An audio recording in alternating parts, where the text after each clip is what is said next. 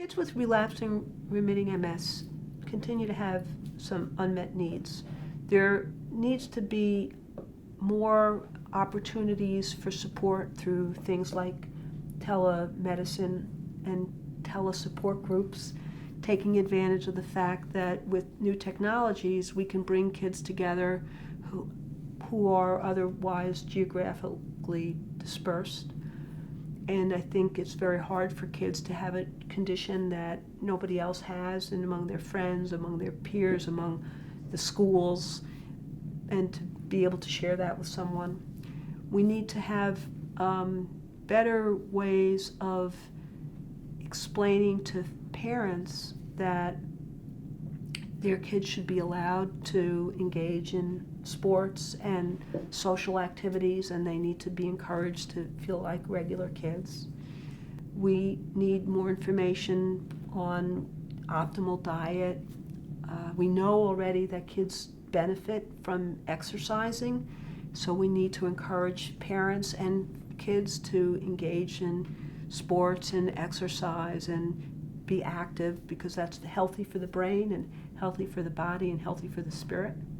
So those are some of the things. And we also want to, for those people who have had relapses before the opportunity of getting on more effective therapies, we need to come up with a way of repairing the damage that's happened. There's a tremendous need for better biomarkers in pediatric MS as well as in adult MS. The need for biomarkers is not only to help determine which medication is the best for a particular person, but to tell us who's really going to run into trouble. So I saw a young child who MS started when he was 4, and now at 22, even though he's on a very effective medicine, he had so many relapses that he's really not able to work. I saw another patient whose MS started when she was 14. She was very non-compliant to the point of not taking her medication at all, but I saw her again at age 31, and she's doing great. And so, I mean, the medication is of course important, but it's not the whole story. So she had something in her nervous system that speaks to tremendous resilience, whereas the other patient, despite going on one treatment after another, kept on relapsing and had tremendous consequences for those relapses. So the first need for a biomarker is to determine who can recover from relapses and who cannot, who will suffer neurodegeneration down the road and who will not. Because the ones who are going to have degenerative changes, that's the group you really have to put out all your efforts to preserve what they have, with the most effective medicines, with telling, you tell everybody to exercise and eat right, but that's the group that really needs it. So that kind of biomarker is needed. We also need biomarkers that will tell us which medication is most effective for this particular individual, and we don't have that. We do have some biomarkers that tell us this particular medication is associated with a risk of a particular infection. So in the case of natalizumab, which is a highly effective medication, the biomarker for the antibody titer to the virus JCV is a good indicator of a person's risk of having a serious adverse event with that medication. But we need similar biomarkers for the other agents and for other infections. Pediatric relapsing MS remains a disease that has still a bit of an orphan. We have far less information on treatment effectiveness than is made available to our adult MS population.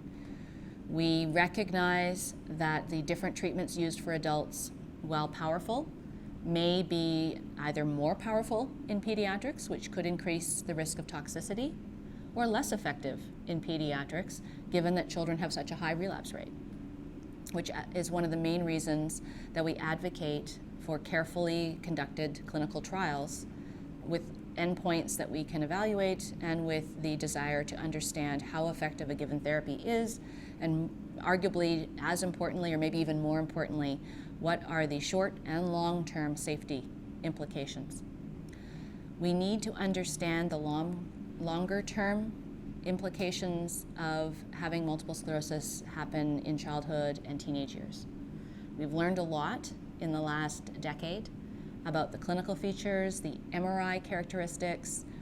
There's research that has looked into risk factors, and now we're understanding therapies, but what we don't really know is the long-term impact of pediatric multiple sclerosis on long-term quality of life, on vocational success, on how this disease impacts an individual's future in terms of choices of partners, having a family, long-term fatigue, and long-term emotional health. All of this is important, and this will be a partnership between pediatric healthcare providers and our adult colleagues, because our patients outgrow us, and we need to work with our adult colleagues so that we can follow our patients throughout their lifetime and really understand whether all the things we're trying so hard to do when they're children improve the quality of life as they become independent young adults. So our biggest unmet need is that we need to understand our patients in the long term. I think the rarity of pediatric onset multiple sclerosis necessitates not only a local team, but an international one. And I will advocate for the International Pediatric Multiple Sclerosis Study Group, which is now over 170 individuals in over 140 countries. Sorry, 170 individuals in over 44 countries, all of whom communicate on a regular basis to inform each other on care practice, on educational activity and resources for children and their families, and serves as a way to advocate with regulatory authorities for clinical trials that are well designed, that have meaningful outcomes, and that can be feasibly done. We will not move this field forward if we don't do that.